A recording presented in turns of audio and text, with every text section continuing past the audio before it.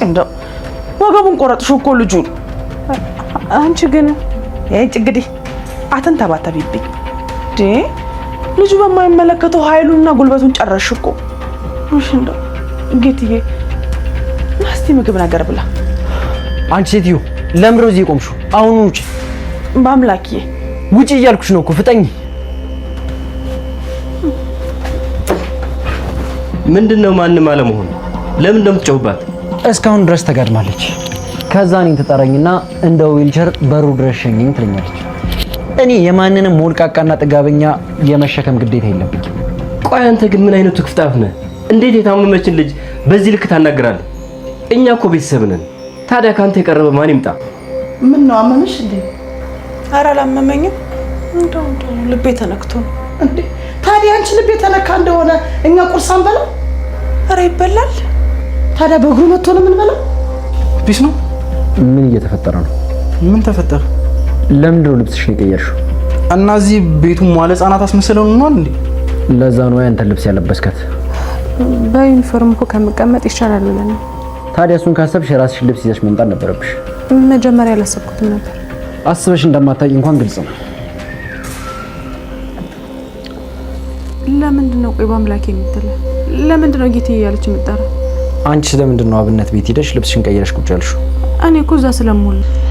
በቃ አስቀምጪውና ውጪ። በአምላክ አልተመለሰም እንዴ? ተመልሷል። አሁን እሱ ክፍል ነበርኩ። እሱ ክፍል እንዴ? ስንት የምንሰራው ስራ አለን። የኔ ሜንቶ ብዙ ስንሰራ እንኖር ነው። ከበአምላክ ጋር? አይ የለም ካንቺ ጋር። ለምንድን ነው ያልመጣው? አምሽቼ ስለገባው ነው። እኔ ግን እኮ እስካሁን እየጠበቅኩ ነበር። በዛ ላይ ደግሞ ቅድም ነው ቤት እንዳለ የነገረችኝ። ደግሞ አብረን አይደል የቆየችው እዚህ? ማ ሰራተኛዋ ናት። አሁን ላይ ህብስት እንደ ቀልድ ያየችው ነገር እየጸናባትና እየባሰባት ነው ማለት ነው። በአምላክም ነገሩን በትኩረት እያየው አይደለም። ያዝለቀቅ እያደረጋት የነበረው እግሯ እንግዲህ ዛሬ ላይ እንዳትራመድና ራሷን እንድትስት አድርጓታል ማለት ነው። የዚህ ሁሉ ተጠያቂ እንግዲህ ዙፋን ብትሆንም ግን ደግሞ ዋናዋ ተዋናይና ትልቁን ስራ እየሰራች ያለችው ታፈስ ነች ማለት ነው። እንግዲህ ታፈስንም በተቻለው መጠን ሊያስፈራራትና በራሷ ላይ ችግር እንዳይመጣ መጥፎ ነገር መስራት እንደሌለባት ዓለምና ይፍቱ ስራ መቼም ለማንም እንደማይበጁና መጨረሻ ላይ ራሷን አደጋ ላይ ሊጥሏት እንደሚችሉ በአምላክ ለታፈስ ነግሮ አስደንግጧት ነበር ማለት ነው። ግን ደግሞ አሁን ላይ ታፈስ ይፍቱ ስራ ያዘዘቻትን ነገር በጥንቃቄ እየሰራች ነው ያለችው ማለት ነው። በተመሳሳይ ሰዓትና በተመሳሳይ መጠን እንግዲህ መድኃኒቱን እየሰጠች ዛሬ ላይ ህብስትን እግሯ እንዲሽመደመድና ቃስ በቃስ ውስጧን እንዲጎዳት አድርጋታለች ማለት ነው። በአምላክ መጀመሪያ ጊዜ ቢጠረጥርም ግን ደግሞ ለምን ችላ እንዳሉትና ነገሩን እንደ ቀልድ ለምን እንዳዩት ግራ ቢገባንም ይፍቱ ስራ አንድ ነገር ከጀመረች ወደ ኋላ እንደማትል በአምላክ ጠንቅቆ ቢያቅም አሁን ላይ ችላ በማለቱ እንግዲህ ህብስትን ለከፋ ጉዳት እየጋረዳት ነው ያለው ማለት ነው። ያዝለቀቅ እያደረጋት ችላ እንዲሉ እና ትኩረት እንዳይሰጡ ካደረጓቸው በኋላ አሁን ላይ እንግዲህ ህብስት መቆም እስከሚያቅታት ድረስ ራሷን ስታ ወድቃለች ማለት ነው። በአምላክም እንግዲህ ለህብስት የገባውን ቃል ሙሉ በሙሉ ባይፈጽምም ዛሬ ላይ እንግዲህ ለትልቅ ጉዳት ስትደርስ ስትጋለጥና ችግር ላይ ስትወድቅ ዝም ብሎ እያያት ነበር ማለት ነው። ህብስትም እንግዲህ ለበአምላክ ያላትን ፍላጎትና ፍቅር ምንም መደበቅ አልቻለችም። ስለሚጨንቃትና የምታወራው ሰው ስለሌላት ዛሬ ላይ ላብነት ወይም ደግሞ ሚስጥሯን ለሚጠብቅላት ለበአምላክ ጓደኛ ወይም ደግሞ የልብ ወዳጅ ወንድም ማለት ይቻላል ለሱ ህብስት በአምላክን እንደምታፈቅረው ግልጽ አድርጋ ነግረዋለች ማለት ነው።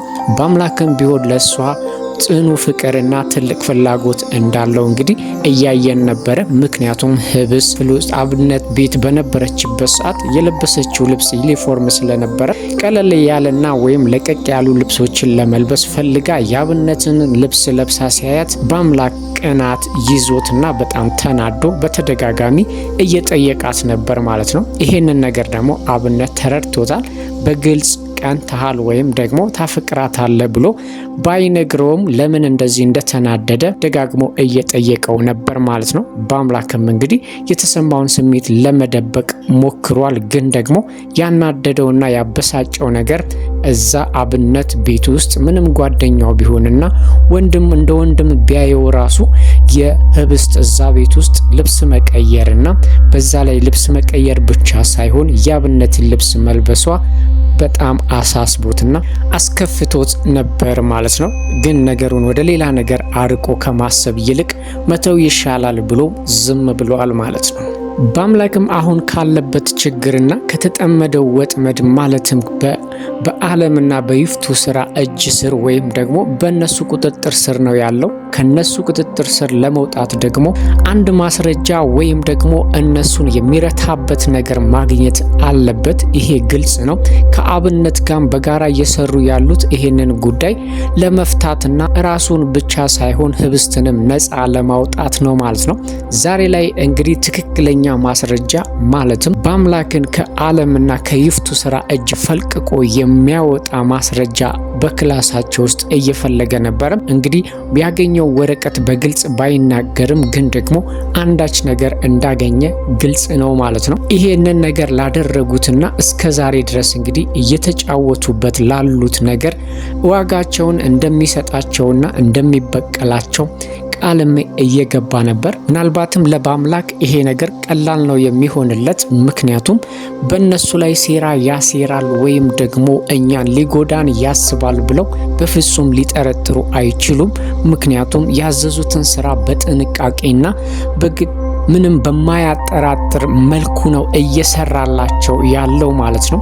ግን ደግሞ አንድ ቀን እጅ ውስጥ መግባታቸው አይቀርምና ያቺን አጋጣሚ እስከምትመጣ ድረስ አንገቱን ደፍቶ እንደሚሉት እያደረገና እየታዘዘ ነው ያለው ማለት ነው። ከህብስት ጋር ያለውን ግንኙነት ሰላማዊ የሌለው ወይም ደግሞ በማስመሰል የተሞላበትን ድርጊት ዓለም እንዲያይ አድርጓል ማለት ነው። ህብስት ላይ እየጮኸበትና እየተቆጣት ነበር። ዓለም እንግዲህ የመሰለው እየተጣሉና በአምላክም ለህብስት ምንም ክብር እንደሌለው እያሳያት ነው የመሰለው ማለት ነው።